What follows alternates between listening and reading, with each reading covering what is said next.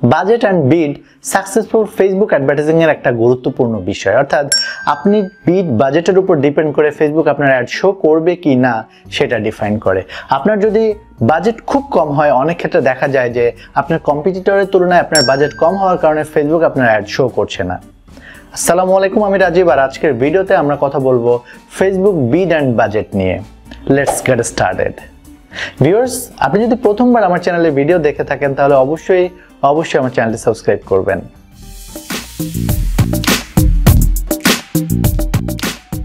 ফেসবুকে বাজেটের ক্ষেত্রে দুটো জিনিস রয়েছে, একটা হচ্ছে ডেইলি বাজেট, একটা হচ্ছে লাইফ টাইম বাজেট। আপনি যখনই ডেইলি বাজেট সিলেক্ট করবেন তখন আপনাকে দিনে আপনি সেটাকে ডিফাইন করতে পারবেন যে আপনি দিনে কত টাকা পে করতে চাচ্ছেন। ধরুন আপনার ফেসবুক ডেইলি বাজেট হচ্ছে দিনে 1000 টাকা। ফেসবুক যদি আজকের দিনে আপনি অ্যাডভার্টাইজ রান করেন তাহলে আজকের দিনে হয়তো ফেসবুক আপনার অ্যাডে 800 টাকা বা 600 টাকা খরচ করতে পারলো। পরের দিন আপনার বাজেট কত হবে? পরের দিন কি বাজেট আপনার যদি আজকে 600 খরচ করে তাহলে পরের দিন তো আর আপনার বাজেট 1400 হবে না, পরের দিনও আপনার বাজেট 1000 টাকায়। অর্থাৎ যখনই আপনি ডেইলি বাজেট সিলেক্ট করবেন, আপনি যে বাজেটটা দিবেন কখনোই ফেসবুক এই বাজেটের বাইরে যেতে পারবে না। আরেকটা হচ্ছে লাইফ টাইম বাজেট।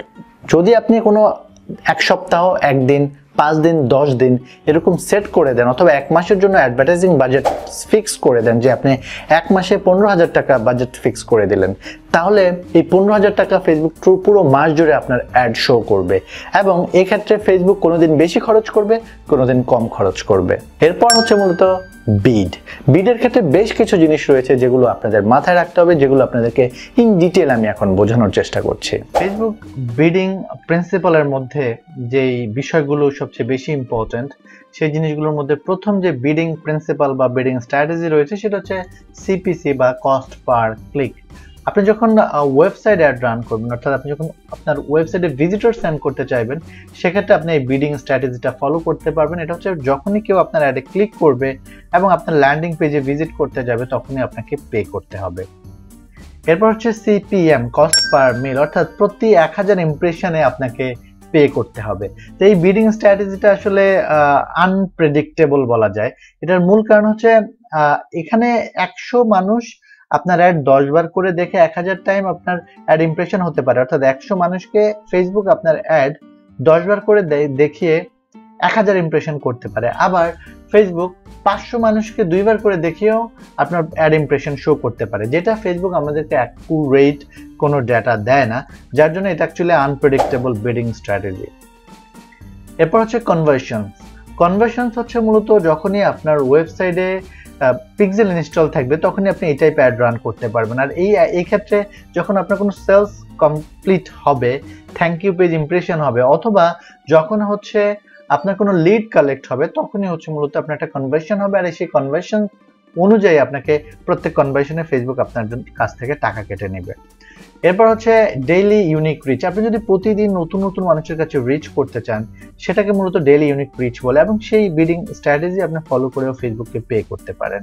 এরপর পোস্ট এঙ্গেজমেন্ট হচ্ছে মূলত আপনার ফেসবুক পোস্টকে আপনি যখন বুস্ট করেন সেক্ষেত্রে মূলত বুস্ট করার সাথে সাথে সেটা এঙ্গেজমেন্ট অ্যাড হিসেবে রান হয় এবং প্রত্যেক এঙ্গেজমেন্টে আপনাকে ফেসবুককে পে করতে হয়। সেটা হতে পারে like, comment, share, any react, যে কোনো ধরনের রিয়েক্ট হতে পারে, কমেন্ট হতে পারে, শেয়ার হতে পারে। তো ফেসবুকে এর বাইরেও কিছু ব্রিডিং স্ট্র্যাটেজি ফেসবুকে রয়েছে, যেটা হচ্ছে নো কস্ট কন্ট্রোল, অর্থাৎ লোয়েস্ট কস্ট, এবং আরেকটা হচ্ছে মূলত কস্ট কন্ট্রোল, যেখানে 3টা ব্রিডিং স্ট্র্যাটেজি রয়েছে। সেটা হচ্ছে কস্ট ক্যাপ, বিড ক্যাপ এবং টার্গেট কস্ট। তো ফেসবুক বিডিং স্ট্র্যাটেজিগুলোকে ফেসবুক প্রতিনিয়ত নতুন নতুন বিডিং সিস্টেম ফেসবুক অ্যাড করছে। ফেসবুক অ্যাডভার্টাইজিং এর যে অপশন রয়েছে সেখানে এটার মূল কারণ হচ্ছে মূলত প্রতিনিয়ত নতুন নতুন আপডেট, নতুন নতুন মার্কেটিং টেকনোলজি আসছে, আর সেইগুলোর সাথে তাল মিলিয়েই মূলত বিডিং স্ট্র্যাটেজিগুলোকে ফেসবুক আপডেট করে। ফেসবুক মার্কেটিং নিয়ে আমার একটা কমপ্লিট কোর্স রয়েছে, ভিডিও কোর্স রয়েছে, আপনারা চাইলে সেই ভিডিও কোর্সটা করে দেখতে পারেন। সেখানে আমি ফেসবুক মার্কেটিং এর সবগুলো বিষয় আমি এক্সপ্লেন করার চেষ্টা করেছি। তো আপনি যদি সেই কোর্সটা করতে চান তাহলে আমি ভিডিও ডেসক্রিপশনে লিংকটা দিয়ে দিয়েছি, আপনি চাইলে সেখান থেকে কোর্সটা সম্পর্কে বিস্তারিত জেনে আপনার ভালো লাগলে কোর্সটা করতে পারেন। ভিউয়ার্স, ফেসবুক বাজেট অ্যান্ড বিড খুবই গুরুত্বপূর্ণ। সাকসেসফুলি অ্যাড ক্যাম্পেইন রান করতে হলে আপনাকে এই জিনিসগুলো সম্পর্কে খুব ভালো আইডিয়া থাকতে হবে, খুব ভালোভাবে এই জিনিসগুলো আপনাকে ডিফাইন করতে হবে।